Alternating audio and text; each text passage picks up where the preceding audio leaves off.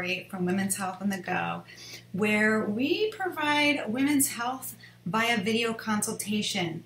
And the great thing about this is I'm calling it Women's Health with a Twist, because I not actually can talk to you about conventional treatments, but I can also talk to you about alternative medicine using essential oils for healing, herbal medicine, a lot of great modalities. If you haven't gone to our website, please make sure you go over there. If you're interested in learning more, or if you have a medical thing that's going on and you really want to explore alternative medicine, make an appointment with me. I love talking about it. I use so many avenues to get people healthy. So make sure that you go over there and check us out. Tonight we're going to be talking about organic food, labeling. What do they all kind of mean? Are they better? Are they not better? And the unfortunate thing is, there's a lot of research out there, and there's a lot of conflicting research. There was just some research that was published recently, and the media, you know, there's lots of stuff out there right now about it, and there's this one article that I read about how the media tends to be pulling out certain kind of parts of the research and not kind of looking at the whole kit and caboodle. But I think the important thing that we really need to realize is that, one, we need more research to find out whether organic is actually healthier or not. There is some research I'll kind of talk about that shows that it is healthier. And then there was a research done that was back in 2014 that said that really how much more healthier is it really to eat organic versus conventional health. And I think that in all the stuff that I do, you know, I love research. I read research all the time. And, you know, I think it's something that we all have to just kind of figure out what is going to be best for us, even when it comes to our health. You know, I talk to a lot of people about conventional options versus, you know, alternative natural, or what I call traditional medicine. And for some people, they like, listen, I still want to go conventional ways, but I want to use like a little bit of alternative to kind of supplement that. And then there's people that want to go completely over. And I think that organic food, in a way, is kind of the same thing, but I think it's important that we kind of understand the labeling of it, because I think some of it, from what I can am reading, can be kind of deceiving. You know, it's all about companies want to make money. That's what it is at the end of the day. And should we really be buying cage-free food if it's really not really, it just has that cage-free on there, but really what does cage-free mean? So we're going to go into all those kind of things. But I want to do is talk a little bit about organic versus just like what is organic. So here in the U.S., there are regulations on whether you can, you know, claim that you are USDA organic product. If you make less than $5,000 a year in that product, you don't need to get certified, but you can still call yourself organic, which will tend to be, I would think, more your little local farmer, you know, because getting certified with the USDA, I'm sure is probably a few dollars. And I'm sure the little farmer can't necessarily get that that certification. It's just not cost effective for them to get that. So anyone who is a really small town, you know, farm, like a farmer, when you go to your farmer's market and they're saying that they're organic, they don't technically need to get the certification. You can hope and pray that they're actually following the guidelines, but they don't need to actually get certified. Now, okay, so let's talk about what organic is. What organic is supposed to do. I'm going to kind of read some of this stuff because I want to make sure that I don't miss anything. So it's going to, when you're using organic stuff, you're allowing, one, your animal to have a natural behavior. They're actually able to do exactly what they're supposed to do. They're providing a safe and healthy livestock environment. They're able to roam around. They're supposed to be in their natural habitat. They're not supposed to be like in a cage or like cooped up in like a stable all the time. I don't know if anybody has seen any kind of documentaries about the food industry. It's kind of pretty scary when you watch it, but basically that's one of those things. They're just supposed to be able to be living on a farm like they did back in the day, okay? They are supposed to be using all measures to reduce pollution. They are not to use any kind of synthetic fertilizer, not able to use sewer sludge as fertilization, which if that's what non-organic is doing, that's kind of gross. They're not allowed to do any irradiation, kind of say that word, irradiation, to preserve the food. Sometimes after they kind of irradiate it to help preserve it and to help kill diseases and insects and stuff. They cannot genetically engineer to provide a better yield on their crop. Sometimes we'll talk a little bit about genetically engineered foods where they kind of take something else and put it into the product to, one, produce it to be bigger, to produce more of it, such as even with cows, with milk. They cannot use antibiotic or growth hormones. A lot of the times, other farmers will use antibiotics because they're in such confined areas. Their risk of infection and disease is higher, so they inject the animals with antibiotics to prevent them from getting sick. And then there's also growth hormones. If you think about like we sort of kind of was talking about that, like, getting really plump, big, tomatoes, or getting like, bigger cows or whatever. They can't use any of those kind of growth hormones to increase milk production, increase the size of the plants. They can't have anything that's going to cause them to have a bigger crop yield, meaning that they have more production. They can't clone any animals. They are allowed to use, and I'm going to tell a little great story here in my life about this part. They're able to use manure to improve soil quality. When I was growing up, my grandfather had the best strawberries in the world. And one of the things that he would do, and he would take me and my cousin in his pickup truck in the middle of the summer, no air conditioning in the little pickup truck, just the little back window open, and there was a horse farm down the road. And we would go along, and he would pick up the horse poop for his garden. And needless to say, us little kids in the front were like, "Oh, Tata, that's horrible." And, he'd be like, "Don't worry about it, you'll be fine." But I have to tell you that his strawberries were the best strawberries out there. I still, to this day, have not had strawberries like that. So, when you're doing organic, they can use manure to help increase the soil quality.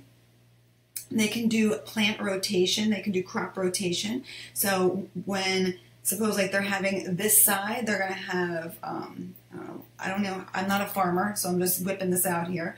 They have corn this year, and then they'll switch it over and put strawberries. I don't know. I'm just trying to say something because, one, that will help enrich the soil. That will also help interrupt any pest problems that they have, or disease processes that will help interrupt that.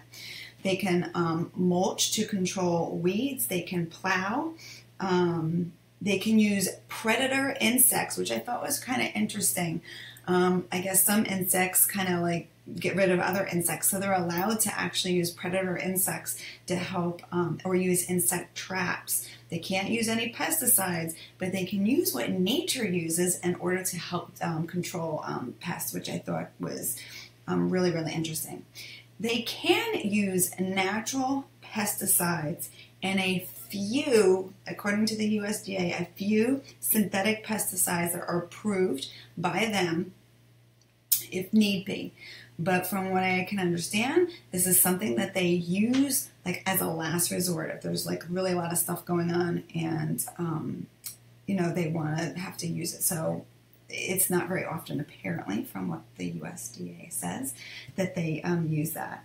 Now, when it comes to meat organic, of course, as I said, they have to have a healthy living condition. They have to, they got to be out in the field, eating the grass, roaming around, doing exactly what they want to do.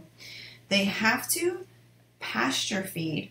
So a lot of people who do conventional foods, they feed them grains, where when you're doing organic, you have to pasture, which is out in the pastures and forage, the green grass and the bushes and whatever, at least 30% of grazing season. So they have to, for grazing season, I don't know exactly how many days it is, but 30% of that time has to be out in the pastures. The future meat, the animals have to eat, their food has to be organic food if they are going to not, at the times when they're not out there grazing, they have to be provided organic food. And the one thing that I thought was interesting is that with organic meat, they can give them vaccines, which I think is interesting. Because there's a lot of debate about vaccines and whether they're really healthy for us. They're full of chemicals. They've got, there's the debate of mercury and all this kind of crazy stuff in there, and how people actually get very sick from vaccines. So I thought that was a very interesting, I just thought that was very, very interesting that organic meat is allowed to actually have vaccinations, which I thought was pretty interesting. Okay, the benefits of organic, and it was interesting to read this part, because I wouldn't even really kind of think about this part, but there's even benefit to the farmer and to the farmer workers. If you think about it, they're not going to be exposed to any kind of pesticides for themselves. So there's that. There is the soil health. There's more. This is where we get into kind of a debate, whether organic is better or not better. There's lots of research out there, and it's conflicting. Some research says that, organic, the soil has more nutrients, more minerals, more, vitamins and all that are able to provide nutrients to the plant, and that the plant gets that nutrients. So, and then there's better water quality, because there's the whole concept of, when you put those pesticides in the ground and it, eventually keeps going into the ground, is it then getting leached into a water system? Which again, I read about that, and it's like, some people say that this happens and some people say that it doesn't. So what is the truth? I don't know. One thing that I thought was really interesting is that the cost for an organic farm, now of course I read this, I don't know, is this true or is this not true? The amount of money that it costs to produce organic food and the amount of cost that it costs to create conventional, there's not that much of a difference. But yet organic costs us a lot more money. So I thought that was kind of interesting. Now again, I'm not a farmer. I have no idea how much it costs to run a farm. But this is, I did a lot of research for this, and this is what they were saying. So I thought that was kind of interesting. One thing that I read which was really cool, was just about moving to more organic. If organic is a lot more healthier, and trying to get a majority of our farmers to be organic, which is hard because you have Monsanto, which is a huge organization that provides a lot of the grains, and there's huge information online about a lot of people don't really like Monsanto and what they do with their crops and stuff. They control a lot of the farmers, but the farmers that are doing conventional tend to be in the prime fertile areas of where crops can grow, and organic farms tend to be on the outside of those range. So I thought it was interesting, and people talking about having to kind of switch that over, which would be a lot possibly healthier for us. I don't know. You know, it was really interesting reviewing this, doing research for this show. I just want to say quick hellos. Hello to Dave, hello to Nancy, and hello to Linda. Hello, everybody. I hope everybody's doing well tonight. I hope you're enjoying the show. Let's go into kind of labeling now. Now, hopefully that gives you like just a little bit of a, this is what organic actually is. But then let's go into labeling, which I think this is where it gets a little bit more interesting for me. Like, I feel like when I go to the food store, I'm going to be a little bit more like, okay, what's going on? Now, labels. Okay, let's just talk about organic, right? Now, according to the USDA, there's 4 different ways that someone can label something organic. There's one where it's 100% organic, and that is true to true, 100% organic, okay? If it says that it's organic, not 100%, but just organic, at least 95% of that product needs to come from organic sources, okay? Then you have made with organic, okay? Made with organic is at least 70% of certified organic material. And then organic ingredients means that it's less than 70% organic. So, and this is where I think that this is important. I think that the way that things are labeled and the way that we are presented what things are with everything in life nowadays, but I think it can be deceiving. Because, you know, when we go to the store, we're looking at products, you know, we're picking things up and we're looking at things and we're like, oh, it says that it's made with organic stuff. Well, it's made with organic ingredients. It's less than 70%. It could be 1%. Or if you even look like made with organic, like 70%, then what is that 30%? What exactly is that made with?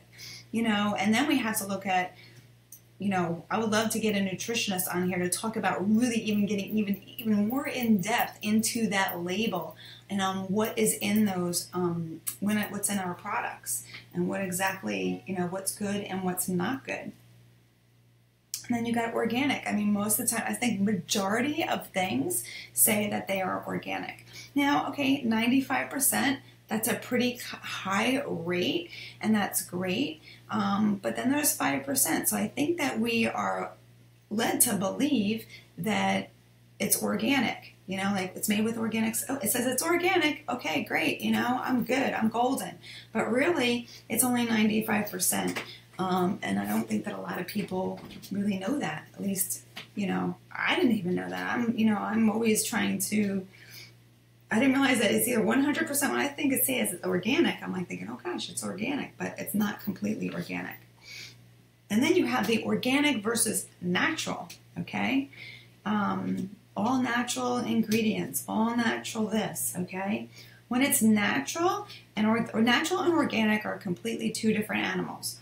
The only thing that with natural is that there's no artificial flavors, no artificial colors or preservatives in it. It does not refer to the methods of how it is produced. It does not refer to how the animals are cared for. It does not mean that it has no hormones, no antibiotics, nothing. All it means is no artificial flavor, coloring, or preservatives. So again, I think that the way that labels are can be very deceiving because, you know, you get this label that's all green and it says all natural, organic coconut, not even organic, all natural coconut oil. And you're like, oh, it's all natural. It can be very, very deceiving. And I think it's really important that we kind of know this, okay? Yeah, okay. So I'm going to keep going. I have so many different little notes here. And as I said earlier, there's lots of conflicting research, whether is organic better or conventional is better. And I think that it really depends on, we really need to think about who's doing the research. We actually have to go into the research. Was the research funded by Monsanto, or was it funded by the organic farmers of the US of A, or organic farmers around the world? Because sometimes you're reading these researches and you're like thinking, well, wait a minute. Well, of course that they're going to say that because, you know, they're the people making conventional food. Or yes, they're going to kind of skew their research because they're from the organic organization. And I think that, again, I'm going to keep saying this, I think with everything in our life, we have to kind of do our own research and figure out what's best for us and then go forward with that, okay? Now, you have cage-free. That's another label, which I see that a lot on eggs. Now, if I see a egg carton and it says cage-free and it has a little green barn on it, you know, like a little green with a red barn and a little fence and the, you know, the chickens and stuff roaming around, you know, I'm thinking, oh my God, these chickens were roaming around and doing whatever they want. No, that doesn't necessarily mean that. It actually does not mean, the only thing is that it means is that at some point they're cage-free.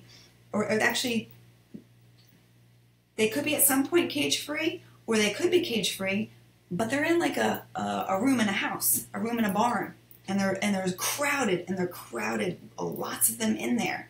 So they're not necessarily in a little cage, but if you have them in a barn, and I've seen some food documentaries, it can be very traumatizing, unfortunately.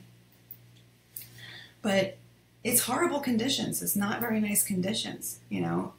So cage-free doesn't necessarily mean that if they're not, and it doesn't mean that they're being, you know, out in the fields, you know, bouncing around, able to eat, you know, whatever it is they want.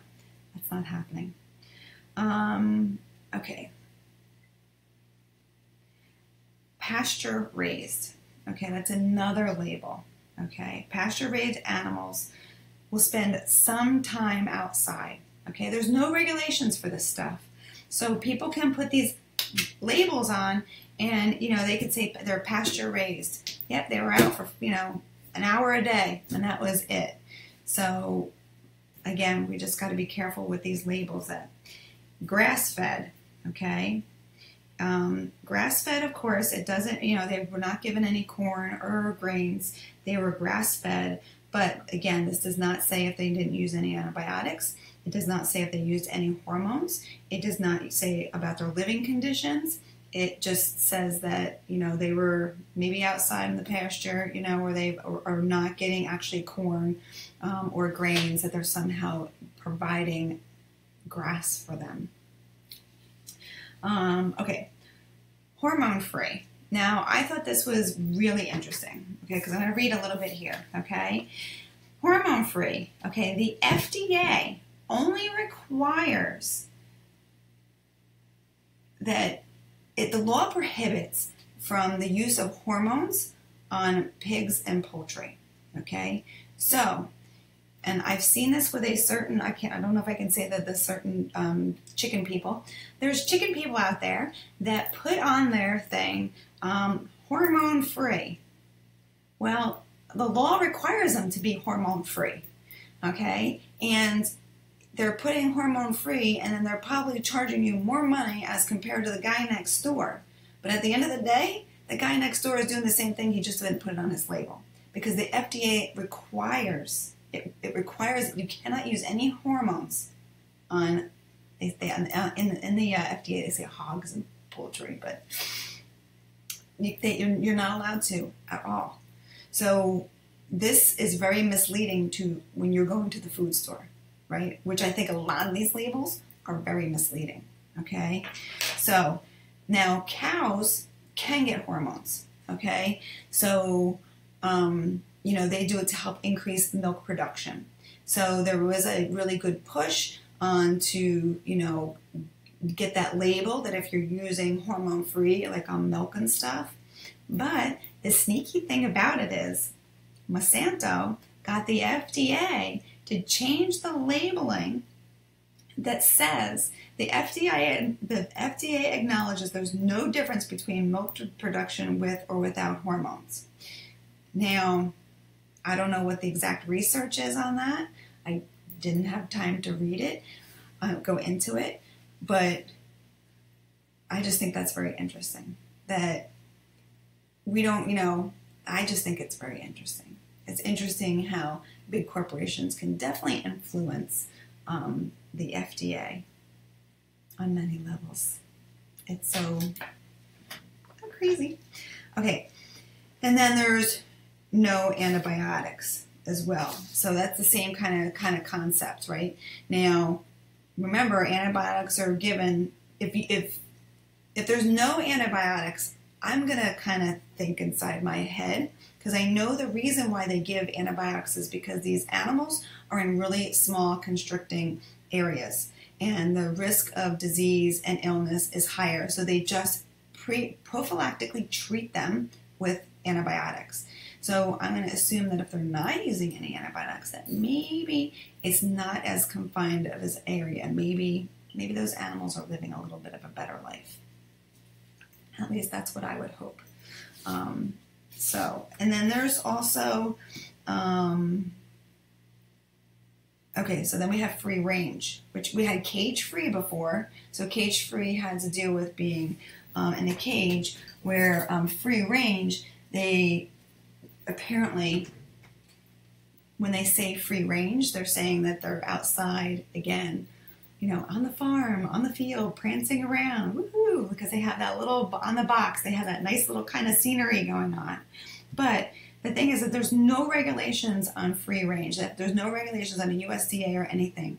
So people are using their own interpretation for free range. It can literally mean that an animal is in free range for 1 minute and they're going back into confining areas. So again, it could be a very deceiving label, okay? Now,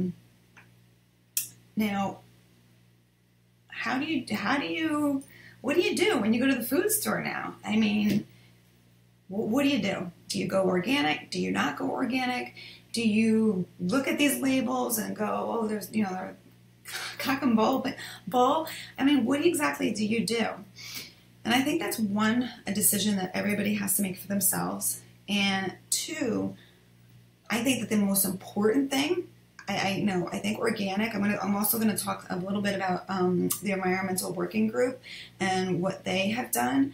But I'm a believer that, because organic is expensive, you know, it just, which is unfortunate that it is, but it is expensive. And I personally think that, I mean, because I try to buy organic when I can, and there's other times I'm like, I can't afford that. $4 for one grapefruit? That's ridiculous. I can't do that, you know, because that's sometimes you can see those things where I can get like 6 of them for, you know, I don't know, $1 each or something. So my thing is that we need to just be eating really healthy. You know, okay, it's conventional, but it's fruits and vegetables. It's better than eating processed food. It's better than eating all that other, I'm going to say, crap that's out there. We really, really, really, as human beings, if we want to be healthy and we want to get back to being healthy, we got to get back to the basics. We got to eat lots of fruits and vegetables. We got to, you know, eat your meat. You know, you got to eat. They say when you go to the food store, you should shop from the surrounding areas. Don't even go in the middle, because it's all just crap in the middle. So whether you're going to do organic or not, I think if you can, when you can, do it. When you can't, just don't be eating all the other crap.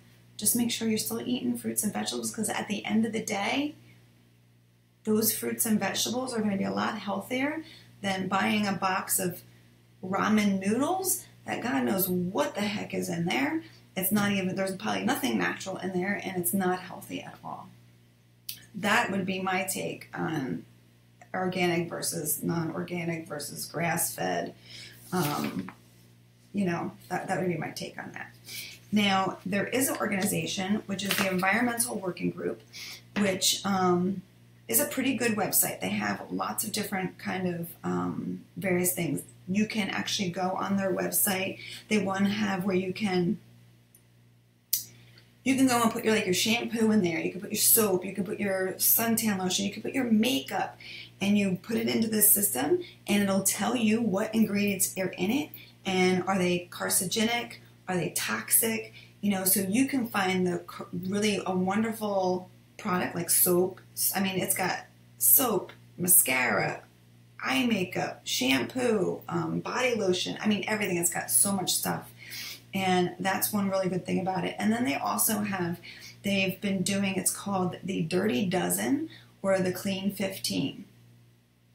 What they do is they take, every year, they take fruits and vegetables, all various fruits and vegetables, and they go to the store, they buy them, they wash them and prep them just as if you do when you get home.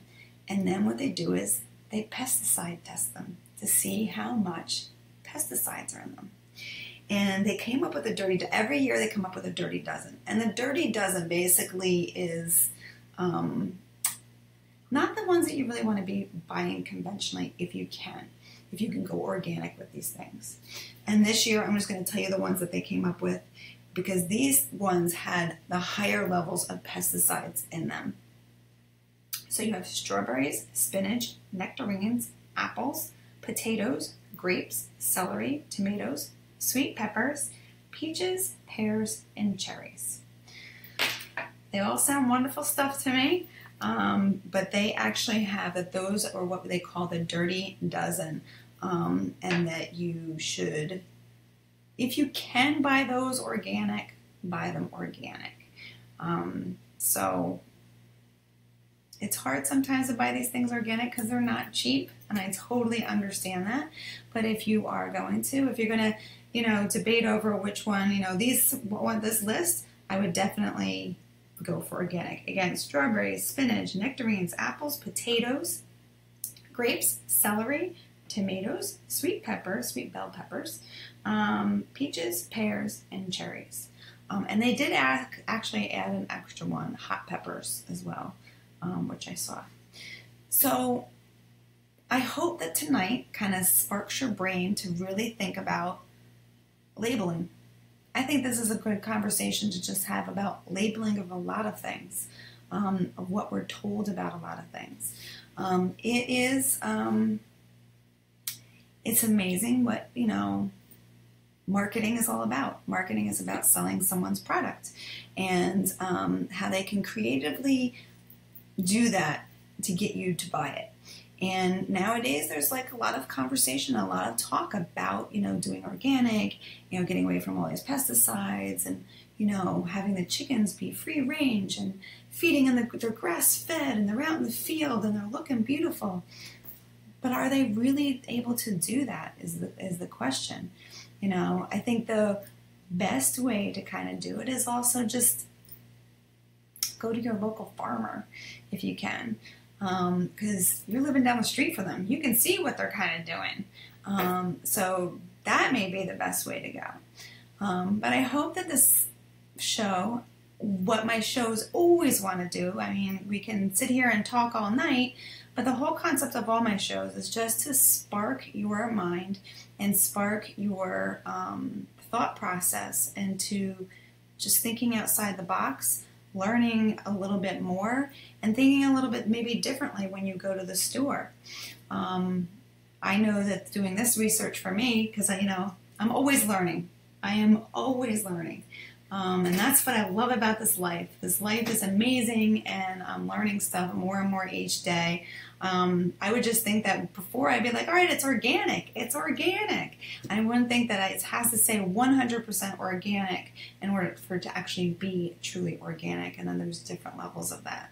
So I'm always learning too. So I hope that you enjoyed this show. Remember, Lori from Women's Health on the Go, where we provide women's health care with a twist. And that twist is offering and discussing what I call traditional medicine that we have been using for thousands and thousands of years, such as herbal medicine, essential oils, and just getting down to the basics with health, with nutrition, and everything like that. If you haven't been to our website, please make sure that you go over womenshealthonthego.com.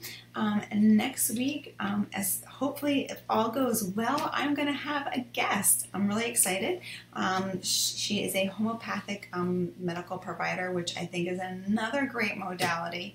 It's going to be a very good, and she specializes in women's health issues. So I'm really excited to talk to her and see what it's all about, to provide that information to you as well, so that you have just yet another something else on your plate so that you can know about. So take care, everybody. Have a great week. I will see you next week, and as always, it's been a pleasure. Take care, everybody. Have a great night, and see you next week.